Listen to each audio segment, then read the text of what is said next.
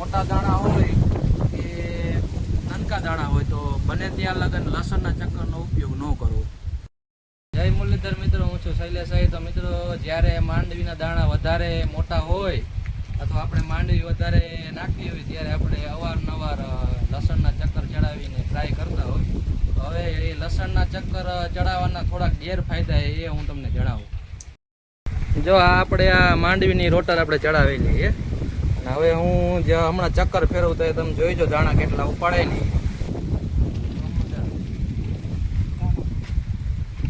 તો મિત્રો, આની જગ્યાએ કદાચ લસણના ચક્કર હોય ને તો આ બે દાણા જે ઉપાડે છે ને એની જગ્યાએ લસણના ચક્કર 4 થી 5 દાણા ઉપાડે. તો જ્યાં પડે અહીંયા ઢગલો ડાયરેક્ટ થઈ જાય, 4 થી 5 દાણા પડી જાય. ન પડે અહીંયા હાવે ન પડે. તો મોટા દાણા હોય કે નાનકા દાણા હોય તો બને ત્યાં લગન લસણના ચક્કરનો ઉપયોગ ન કરવો. આમાંથી જ્યાં ત્યાં લગન સેટિંગ થતું હોય ને તો તમારે વધારે દાણા નાખવા હોય તો આમાં તમે ચેન ચક્કર ફેરવી અને આની સ્પીડ વધારી શકો છો, અથવા તો આમાં ડબલ ચક્કર ચડાવી દો, જેનાથી એકેય દાણાનો ખોટો બગાડ ન થાય.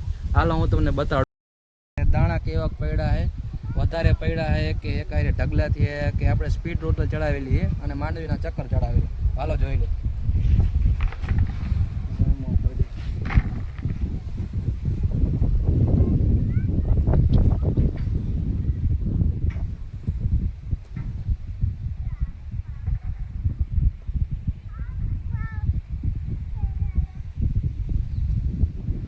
મિત્રો, તમે જોઈ શકો છો આ માંડવીની લાઈન છે અને આપણે માંડવીના ચક્કર જ ચડાવેલા છે. આની જગ્યાએ કદાચ લસણના ચક્કર ચડાવેલા હોય ને તો દાણા આવી રીતે પડેલા હોય. 3 દાણા એક જ જગ્યાએ પડે તો એનો કોઈ ફાયદો નથી કે કોઈ એનો મિનિંગ નથી. આપણે સ્પીડ રોટર ચડાવેલી હોવાથી માંડવીના ચક્કર છે ને વધારે 2-3 દાણા ઉપાડી ન શકે, ખાલી એક દાણો જ ઉપાડી શકે સ્પીડમાં હોવાથી. એટલે બને ત્યાં સુધી લસણના ચક્કર ન ચડાવવા.